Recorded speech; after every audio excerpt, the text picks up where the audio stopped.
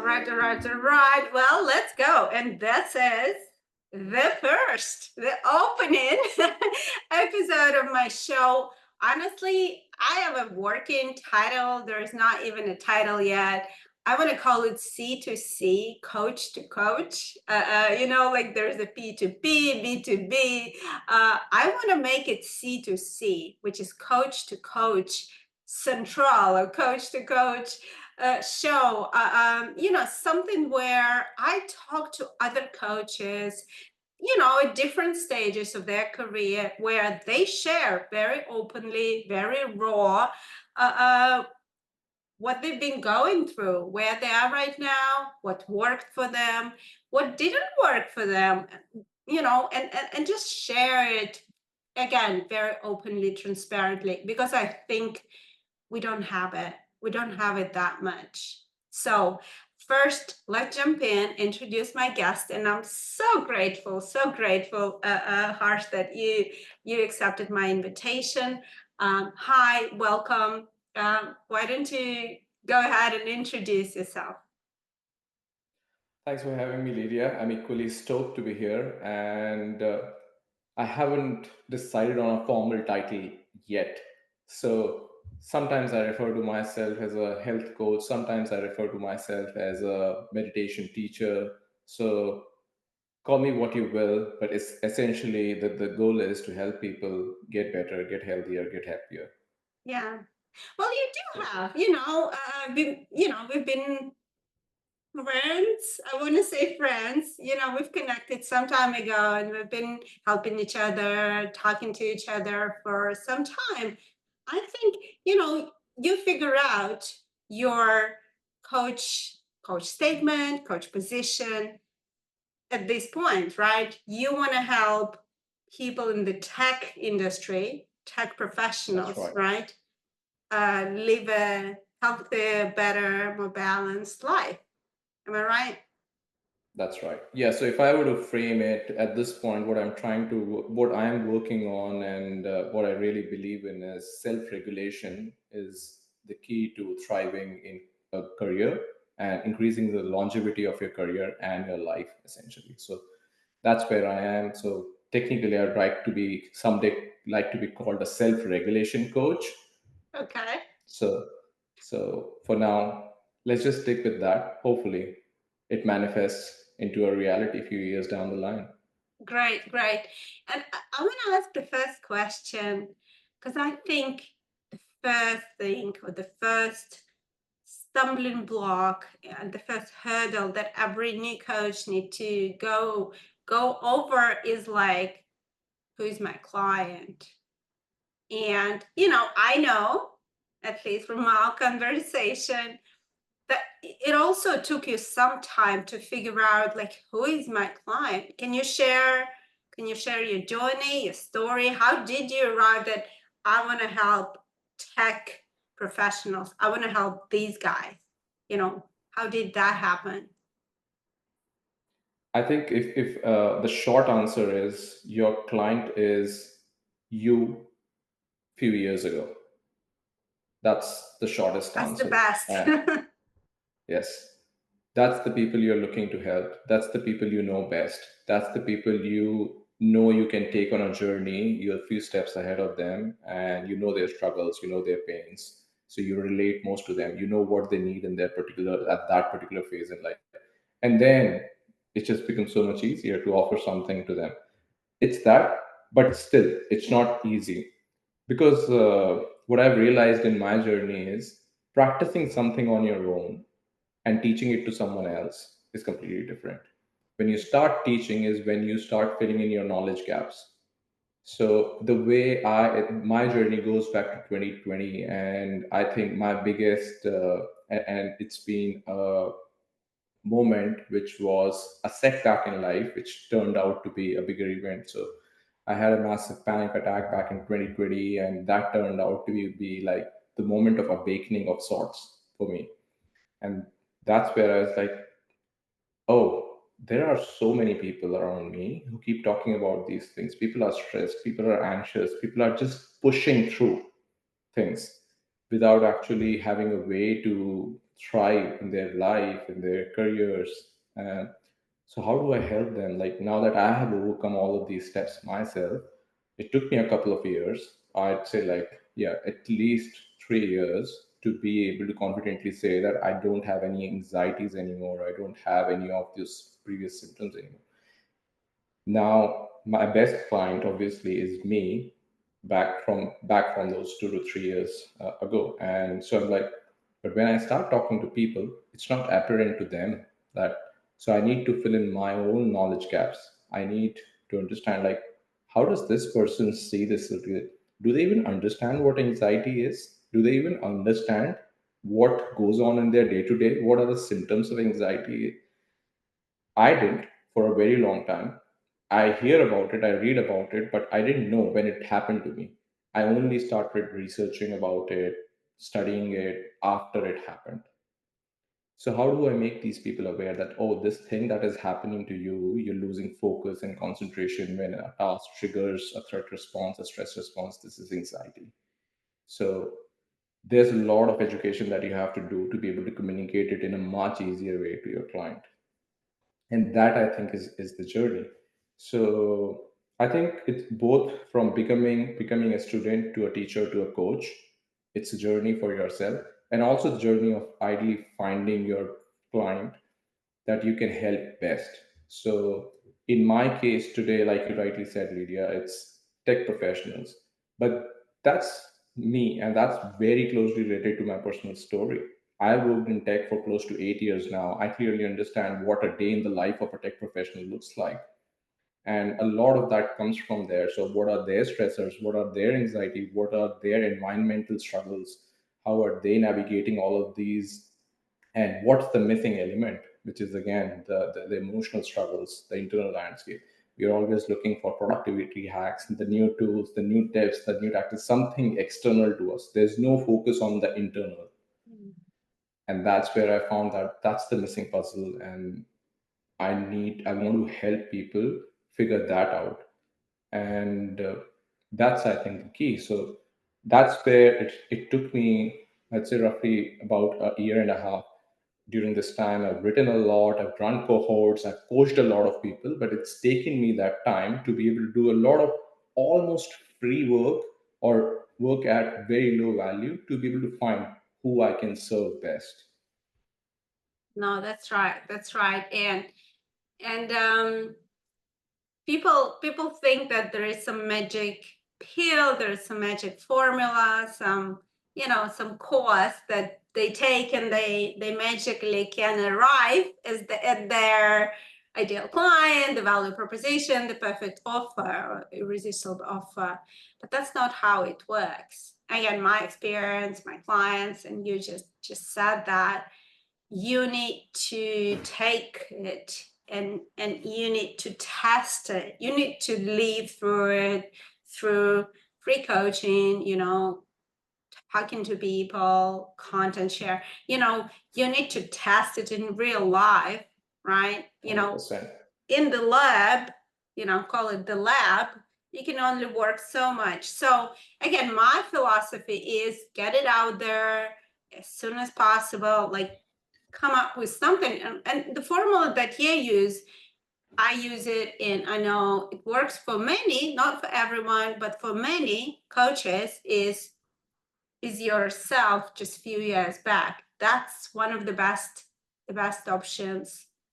Just because, like you said, it's so easy because you remember all your fears, all your questions, all your dreams, all your goals. Like you're inside, basically you get inside a head of your potential client. And so when you're talking to them, like, oh my God, he understands me so much. He speaks my language, right? Because I think like there are a couple, we mentioned that one of the problem of coaches is just not figuring out this narrow niche who is my ideal client. Now, another problem is you know, they speak broad, right? They try to kind of cover a broad area, right? Versus if they know who is specifically their client, they can speak directly to them for their specific problems, questions, dreams, goals. And that's the goal. If you're able to do that, they're like, oh my God, he understands me. He speaks my language, and that open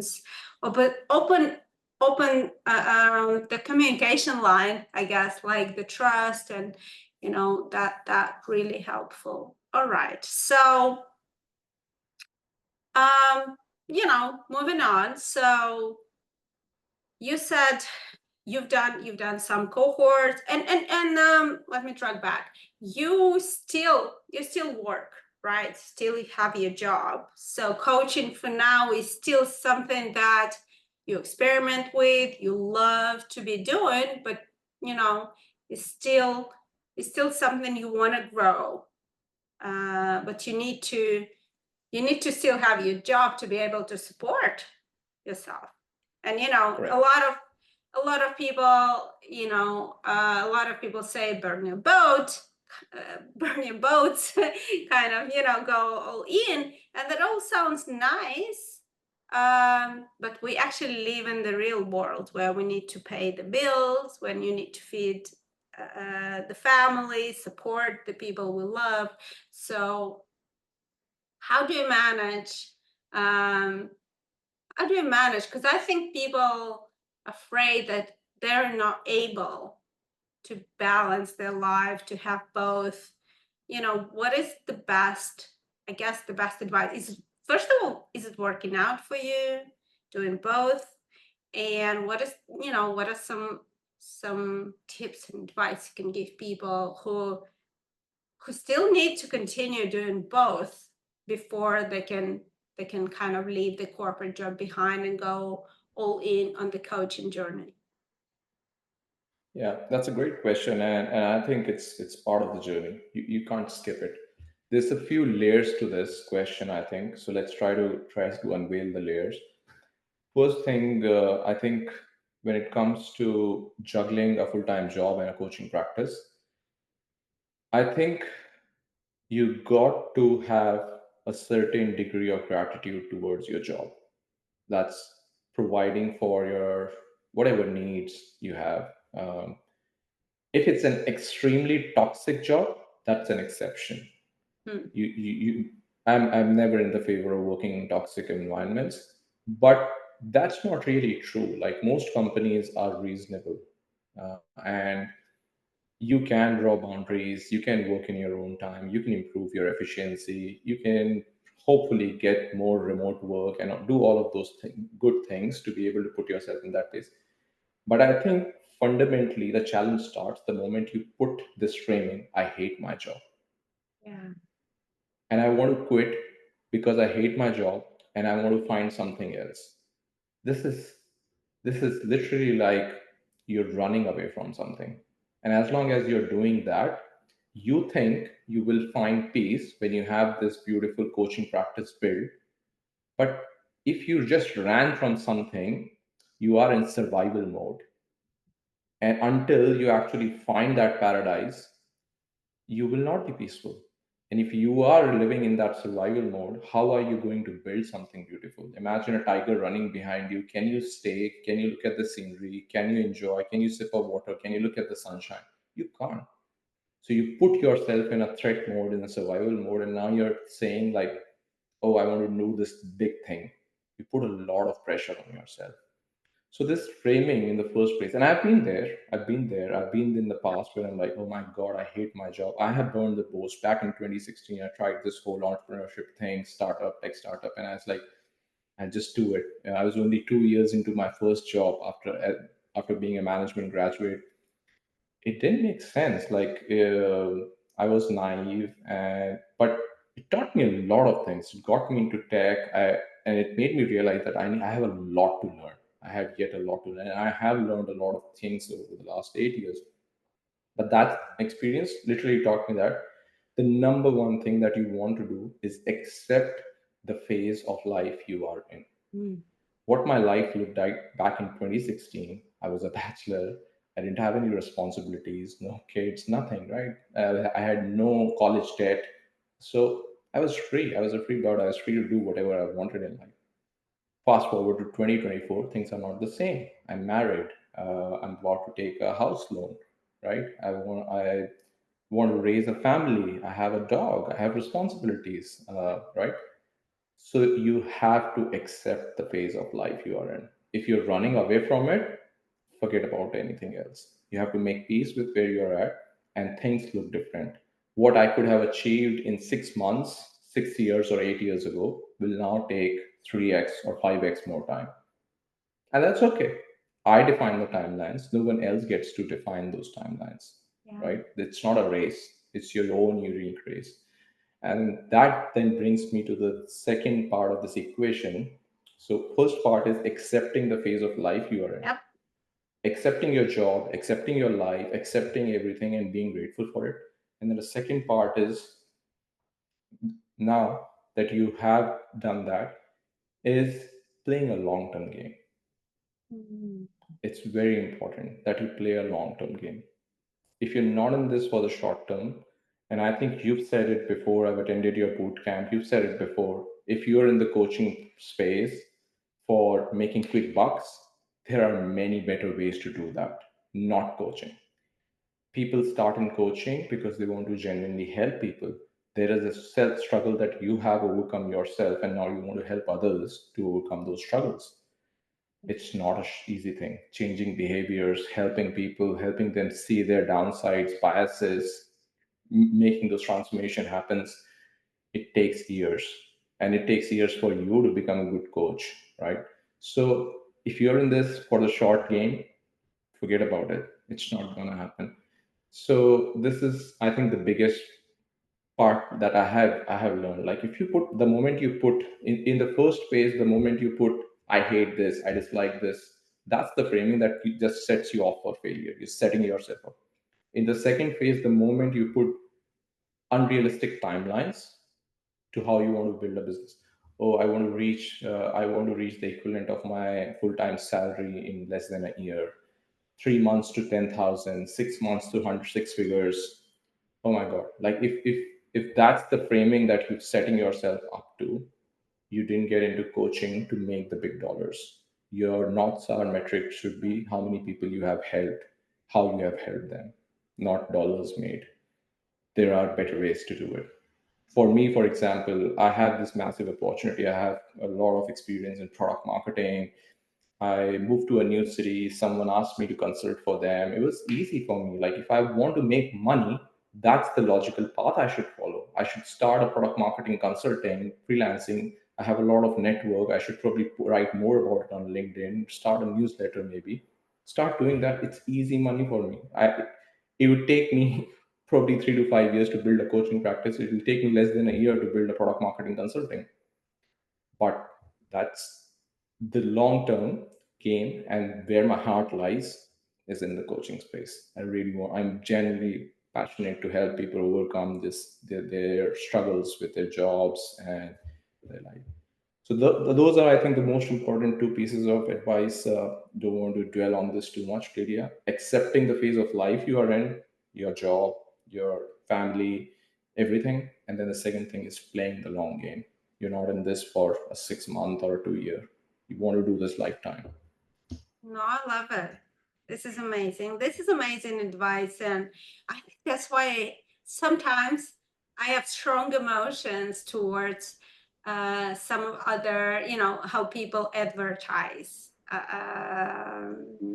They advertise the programs, and I don't want to pick on anybody in particular, but basically what they advertise, it goes like exactly the opposite what you're saying. They're saying, hey, leave your job, leave your corporate slavery that basically make you hate your job. Like, this is really against what you said. Like, leave the slavery, drop your 9 to 5 slavery. You limit it there, so they make you hate your job. Like, their messaging is subconsciously kind of make you hate your job, and you're saying they're just very counterproductive. Don't do that. That's ruining that's ruining your energy, your attitude, your gratitude. That's just the wrong way about it. And then the other part of what they say, hey, come here for an easy life, work from the beach, no boss, as if this is a walk in the park. And I want to get into it right now, kind of bringing this to the next point, because what you said is right. This is, a lot of people have passion for it. You have it, I have it. I want to help people. Like, you want to have people have a more mindful, have more balanced, no anxiety, no stress, or less anxiety, less stress life. And it sounds amazing. I want to help coaches have a financially sustainable business so that they can leave the job and kind of go full in and help other people. So kind of, I want to create that ripple effect. And this sounds amazing, like as a purpose, as a why. But what people don't realize, like you said, first of all, is a long game. It's very hard to do it kind of, overnight. I don't think, even people who right now are successful, like, I don't know, look at Tony Robbins. He's been doing it for decades, 3 decades, like Pick anyone. long, long Pick time, anyone. Pick anyone. Joe Dispenza. decades, They've been decades. they've been, and even before they started teaching it to others, they did practice that thing on themselves for years, maybe decades. Absolutely, absolutely. So, I don't know the particular story, but they probably had a job or some sort of income that helped them survive through the years while they built the coaching practice. So I want to go in there because I think there is not enough conversation, because it's not pretty, right? It's not appealing to tell people like, hey, you want to become a coach, prepare for the long ride. Hey, prepare for the tough ride, not just long, but also tough ride. So I want to ask you, like, what do you see? And I have my own answer because I've been doing it for like 8 years, right? So obviously I've seen it myself and my clients, but I want to hear your story first. What are some of the challenges that coach faces on that first years of the coaching journey? That's again a very good question, and there are a few good things that come to mind. But I think for me personally, at this point of time, the biggest challenge is momentum. Some people like to Mm, call it consistency, but mm, I think consistency is a way of defining. Like, consistency is about doing something, but if you're not doing things in the right direction, it doesn't help you build momentum, and that's very important to me. So a lot of times we get caught up, and I got caught up. For example, Lidia, you and I, we started writing online with the Shift 30 cohort back in yeah, April we last year, did.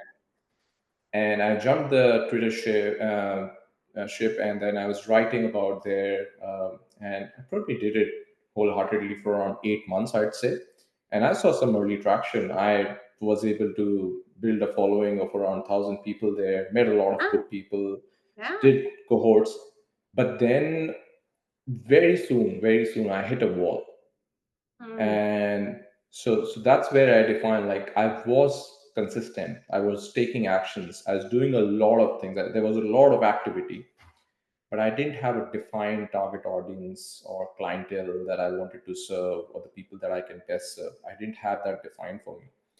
And when that experiment stopped, I had to pivot. I had to look back over the efforts of the last year and be like, am I moving in the right direction? mm, Is this where I want to be? Is the kind of people that I'm attracting through my content, is the kind of people I'm attracting through what I'm saying, through my coaching, is this the kind of people I want to serve? And the answer I got was a no. I was like, no, I'm not attracting the right people at this point of time. And I get more into details. I'm not worried about talking about my strategy or anything. There's no grand plan. Things are happening one step at a time. So, but that's what I'm saying. I had to reflect and think about it. I lost momentum. I moved cities earlier this year, and life happens. It's a personal business. It's not a self-sustaining engine. You have salespeople working, doing their thing. You have all your systems figured out, automated. Hopefully, 5 year, 10 years down the line, that's the scenario. But when you're starting out, that's not the case.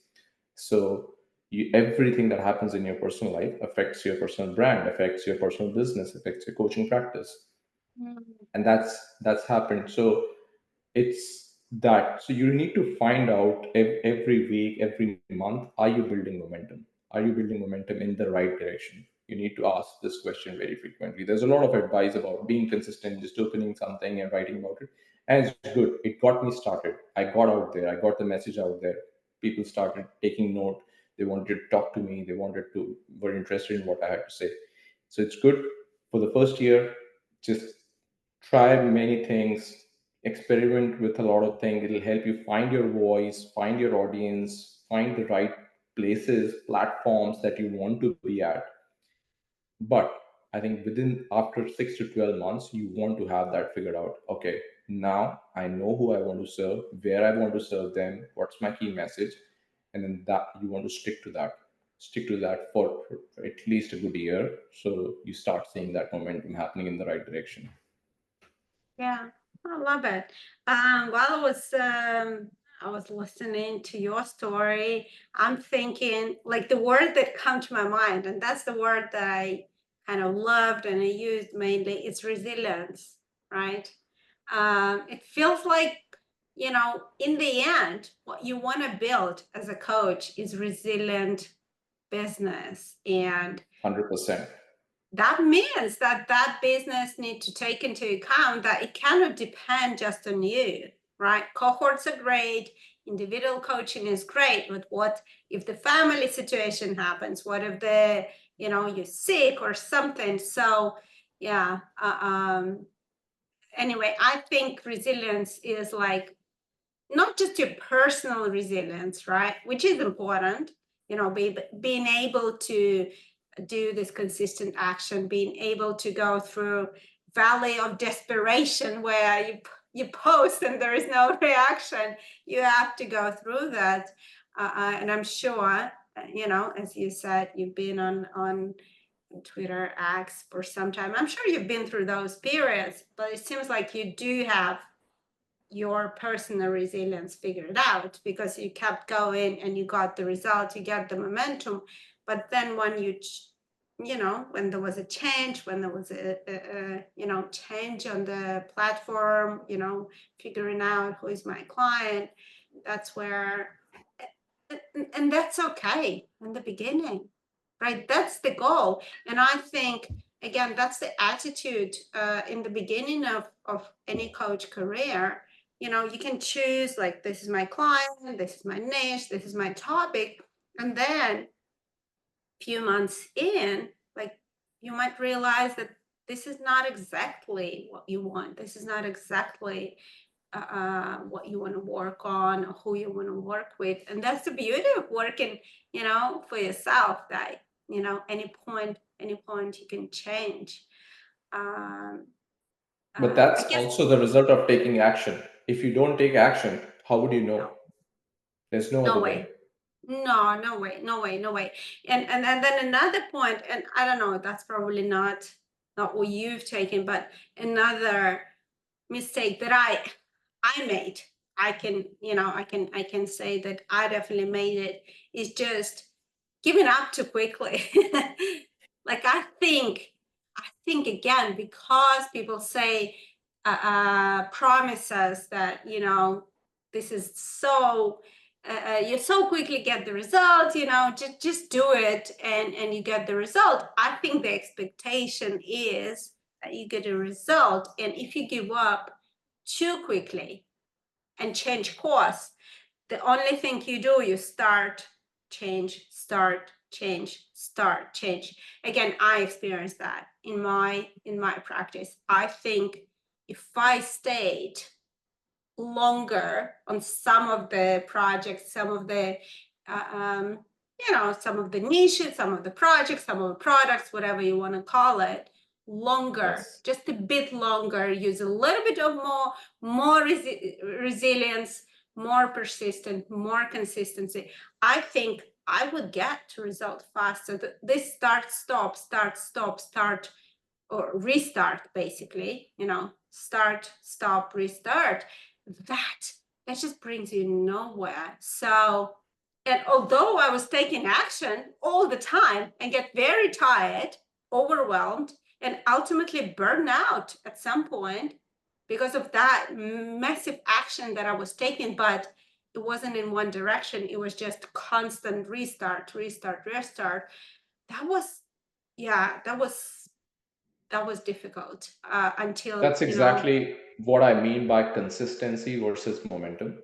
You there you can go. be consistently writing on 10 different platforms every few months, but Yep, momentum is picking one, there you go. sticking there, staying there for 18 months and seeing. There you go. Because what you're not doing is, if you're doing that, and I've been guilty of that as well, Lydia. Like I switched platforms, and even in my jobs, like I've given up sometimes too soon. But the thing is, moment you're just missing on, when the Yeah. compounding is about to happen, you give Yes. up. You're moving Gosh. on the hockey stick, you're moving at the bottom That's line, my and favorite. when That's my favorite meme picture when the guy with the thing is just and you're like, I bashing, give up, I'm going bashing, back. bashing, bashing, bashing, and the time he gives up, he's just 1 centimeter away from the diamonds. This is my favorite meme. Exactly. How do you know? I mean, it's just. I don't know. Maybe you can give some advice because I can give. Let me start, and then maybe you can think of analogy. Like when I was doing sport, very young age, I was doing sport. My coach, sport coach, was always say, once you do the last one, the last rep, he said, do 3 more. So whenever you feel like this is your last rep, like he's like, do it, and then he's like, and now 3 more. So whenever, like, there is always this second breath, there's always this thing, and that's where you get it. And I never use it, but I think maybe that's the unlock. What are some of the techniques that people can use because they feel like, oh, it's not working. I'm doing the consistent action, like you said, I'm doing the action, I'm not seeing the result. What can help? What could be the motivation to do a few more to get to the result, to get to the momentum? So I think first we should try to understand, like, why is it happening, why does this happen in the first place. And I've been studying this subject for a while. I've been observing myself when I practice, when I don't take action, why am I not taking action? When I see others not doing, why is it not happening? So why do we not take action in the first place? What stops us from taking actions? Rarely it's an external thing. Mhm. It's always some unresolved emotion, whether it's fear, whether it's fear of failure, whether it's fear of success, whether it's fear of being seen, whether it's fear of want to be seen, whatever that is. There are too many emotions going on inside you, imposter syndrome, everything. It's a lot of unresolved emotions that stop you from taking an action in the first place, right? So there's a lot of inner work that needs to be done, a for you to be a good coach. It doesn't matter what coaching you're doing. If you haven't done that inner work a little bit on yourself, honestly, it's hard for you to stay in the game long term, because setbacks are going to come, hard times are going to come. And if that hasn't happened, the resolution hasn't happened, and you haven't built that resilience muscle for yourself, it's going to be very difficult for you to be able to serve your clients with that. And since we are on the subject of resilience and emotions and everything, there's a beautiful thing that I heard this week. It was from NVIDIA's founder. I Mhm. saw it in a video. He explained it in a very subtle way, in a very simple way. People with high expectations have low resilience. Oh, that stings. That hurts. It does, but that's the reality. And that's where Mm. I wanted to take this conversation to. So now imagine like you want to stay in the game long term, right? You build this massive multi-million dollar coaching empire, online empire in your mind, which is 10 years away from your, but what that is doing is it's stopping you from taking an action right now, because now you're too afraid. You have too many expectations of yourself. Now you're too afraid that if I take a one tiny step, I will, and if it's in the wrong direction or if it's the wrong step, and if It's moving away people, like a mirage. It's moving away I from me. I am sabotaging my dream. It's Yeah. a dream, but I'm sabotaging my dream. Like it's not Mm. reality. So that's what's happening. Mm. And so you have to be very mindful about the dreams that you have, the goals that you have. And so you need to think big, but you need to act small. If you can maintain that balance constantly, that's the way to navigate this whole conundrum. Like, what can I do today? That's it. And like, I'll give you one personal example. When I moved earlier this year from from Sydney to Brisbane, I just finished teaching my second cohort, and the move was so emotionally devastating for me for some reason. The logistics were fine, like we planned everything, everything went smoothly. The whole physical, the external move went smoothly.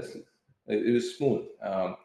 But the internal turmoil was a lot, like moving to a new city, finding new friends, meeting new people, looking for a new job, looking for a new place to stay, and building your whole life basically again. Mm. At this stage, I felt like, oh my god, I don't want to do this again.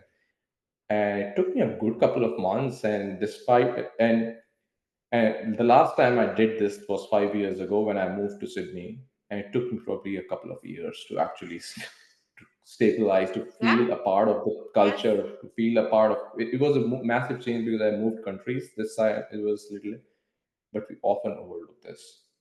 We in the process of making sure everything externally is perfect, we overlook what's going on inside. We don't process those emotions, and then tomorrow they show up in big ways.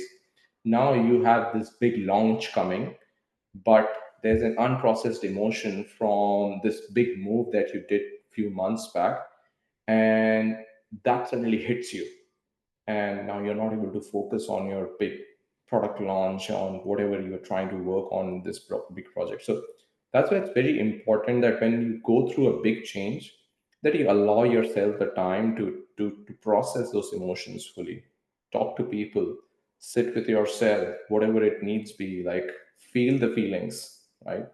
Don't just suppress them. This is very important, and it's often overlooked even in a business sense. I think people try to be like, oh, I'll go to work, I'll switch off my emotions and behave for 8 hours like I'm not a human, and then 5 p.m. when I'm out of the office, I'll switch on again and I'll go back home. And unfortunately, life doesn't work that way.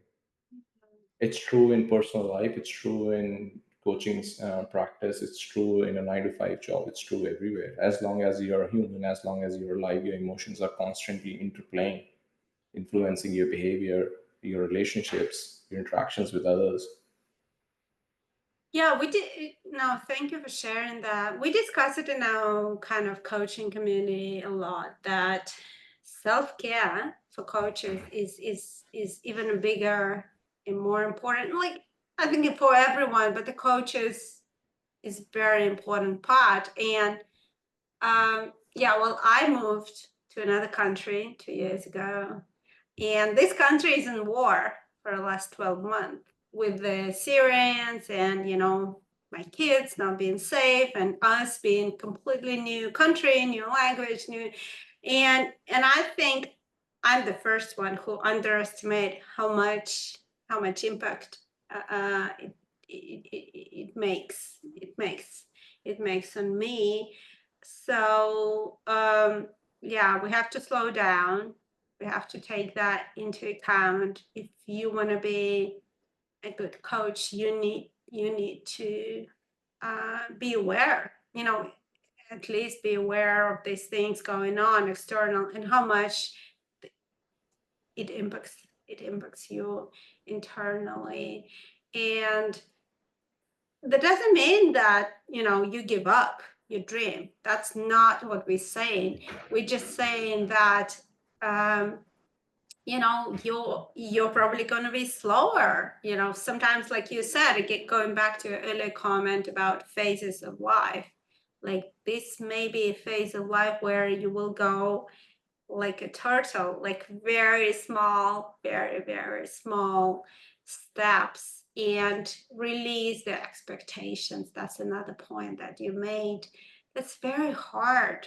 Again, like me, I'm a very ambitious person. I achieve a super achiever, top performer. Anywhere I go and work, I always show great results, right? But in different phases of life, you need to adjust those expectations. Otherwise, and I think that's what Tony Robbins says, that your happiness is basically uh, um, the inverse of the gap between what you expect and what you have in life. So if your expectation that you should this and you have this gap is going to bring a massive unhappiness, unsatisfaction in your life, right? So 100%. the big dreams, the big goals should still be there. Just they're just far, more far away down the road, right? Um, I think there's some clarity to be had there when it comes to ambitions. Like I've been a very ambitious person myself. I've been a class topper for all around my school. I have had the best education, went to top universities in yeah, India, and I've even now, right, the places that I work at, I work with some of the smartest people in the fields, right? So yeah. I am pretty ambitious. What something that I have over time realized is ambition has two faces. One comes from inside, which is like, which is exactly the thing that I said. I am ambitious about helping a lot of people overcome this thing that I have struggled with. So that is aligned ambition, what I like to call that. It's aligned with you. It's aligned with your value. It's a deep. It's coming from a deep sense of purpose. And there is influence ambition, just coming Mhm. from outside. You see someone and you go like, oh, I want to be a millionaire. Oh, I want to be a Tony Robbins coach. That's, you have to be very careful of that kind of ambition. Yeah, yeah, yeah. So when it's coming from inside, it's coming from a good place, it helps you, it's your fuel. It fuels you in those down times, and The it's what you need. consistency. It fuels your consistency, right? When, yeah, and like in my previous example, like I didn't do anything for a couple of months. I just like, I cannot take this. Peace is a very important quality for me. A value, inner peace is my top value, and so I let it settle down. Let the motions settle down. I know I will get back to this, and I get back stronger. uh, there's a saying, right? Like a lion takes a leap back takes a step back before a big leap. So you, when you slow down, you actually creating that space for the mind to connect big ideas together, so that tomorrow you can run faster. And that's what's happening in this. And so ambition itself is not a bad thing, and there are a lot more things that how our relationship to some of these things is what is the root cause of these problems. It's not the thing itself, right? Yeah, Similarly with job, like it's not the job, it's your relationship with the job. If your relationship is I hate it, you're always going to be in trouble. You created a hell for yourself. If your relationship, I'm not saying you need to love, all right, you can have a neutral relationship with a lot of yeah. things in life, right? It's paying the bills, all right, that's a good win. That's good enough reason for you to have a There you job. go. No, absolutely. And again, we're not talking about some extremes. For example, there are abusive relationships, there are toxic work environment. Those we discussed, we already said, nobody should tolerate that. And I think these days you can find a place where you're at least neutral. If not, it's actually exciting. Well, maybe that's not your purpose, that's not your passion, but it's actually a fun place, good people around you, or again, neutral, and the great, being grateful for paying your bills. I think that's what it allows you to do. That's kind of key. And I want to, like before we wrapping up, first I like to bring, I really love what you're saying, that taking a break, not taking a break, but taking, step back and kind of letting your emotions to settle down, do some self-reflection. I really love the movie we watched with my daughter. It's what's the name? Is there, oh gosh, I need to figure it out. Just give me a sec. I need to. It's the movie, the Inside Out too, where the whole thing was run by anxiety, and it feels great. Like she was doing so many things. She was like, oh, she was ready to achieve. Like when you acting out of anxiety, I think that's a great movie. We just watched it with my daughter. It's like when you acting out of anxiety, it feels like you're solving the problem, you're achieving a lot, but that usually doesn't end up well, right? So Oh, it's much better to step back and kind of let don't give your anxiety the steering wheel. That will not lead you to the good place. So I kind of want to connect that to what you help people with, because I think it's amazing. I think when I once heard the advice, I don't remember where I read it, who said it, but basically, if you're in the flight or flight, if you're in a stress and an anxious mode, step away. Don't, even if you feel like you need to do some, step away and make sure you balance, like you self-regulation. So step away, do whatever you need to do, and that's what you teach people, kind of what they need to do: meditate, walk, exercise, scream, whatever you need to do, journal, different things help you vulnerable, and then come back in the regulated mode, in a balanced mode, and then you can, first of all, your vision will expand, right? Because in a anxious fight or flight mode, we have a tunnel vision. We don't see the options. We're very limited now in the choices that we make, and then you just see more choices, and then you're going to be able to do things, you know in a much better way. So you know, absolutely. just want to round it up and kind of finish that. You're doing a great job. I really wish you all the best, and more clients, more people that you can help with that, because I think it's very much needed. We live in a world where the level of stress, the level of anxiety is so high across the board, across the board. Even people who are kind of supposed to, even people who are like doing the passion work, like the coaches we're talking about, they still suffer again because of the unrealistic expectation, because of the short term versus the long term kind of focus and vision. So hopefully they can learn something from today. And well, maybe some kind of final words of wisdom for coaches who want to follow the fashion. um, you know some words you would like to say. Yeah, I think my message, and this is going to be my message, you're going to hear me say this a lot over the coming months, is stay away from burnout. Like prevent burnout Mm, at all costs. Because let's say you work really hard 1 week, 1 month, 6 months, and you burn yourself out, and then you have to take a 3 month break. Is that a better outcome, or is it a better outcome that you just go slow in a balanced way?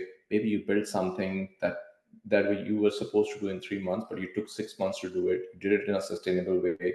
You didn't disappoint the family. You took care of your health, and now you're not burned out. You're more fulfilled. Everyone around you is kind of happy, and that's, I think, a more, it's a better outcome. It's also a better way of doing things. And to me, I think you will come to this realization shortly when once you start this new way of living is fulfillment is not the outcome. Fulfillment is in doing things the right way, right? Mm. If you're burning the boards, if you're just being is scrappy about every day, you're waking up and drinking gallons of caffeine in the morning and pumping through the day, you basically, the thing that you were supposed to enjoy, the coaching you were supposed to enjoy, the programs you were supposed to design, the very things that you were supposed to enjoy, you just created a misery out of it. So it's of no point. So you have to make sure that you focus on your well-being, the number one thing, prevent burnout at all costs, and take very good care of your emotional landscape, because you're going to need it if you want to do this for the long run. Okay. No, I love it. I love it. It resonates with me. We think that we first get the thing that we want, and then it will help us to become who we want to be, which is actually it's vice versa. So it's like you saying first become who you want to be, like do things the way you like them to do, you want them to do, right? So do, be, have, instead of kind of have. Once I have what I want, I will be and I will do. That's not, that's a different, that's a wrong order. So be, right? Be who you want to be. Start living the life that you want to live, the relaxed, the happy, the balanced, emotionally life. And that will get you eventually to the thing that you want to have. So Absolutely. And outcome based happiness is short lived anyway. Let's just say no, you got something absolutely. amazing, it'll probably last a Three day, maybe a seconds. week, maybe a... 3 seconds. Exactly. Yeah, exactly. No, I love it. I love it. Actually, positive. People have a bit of a predisposition, a kind of bad rap for the positive psychology, whereas the actual positive psychology from the Martin Seligman, I studied it extensively. It actually about all this. Positive psychology is not about being always happy. No, it's not. No. This No.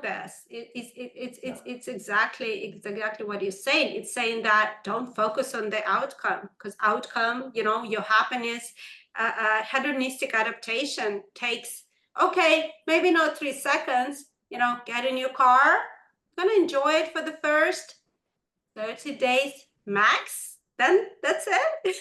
That's it. Every time. As you just start seeing this pattern, you just get wiser. You're like, oh my God, this just doesn't change. It doesn't matter what I buy, what I get, Absolutely. what I achieve. Yeah. Right.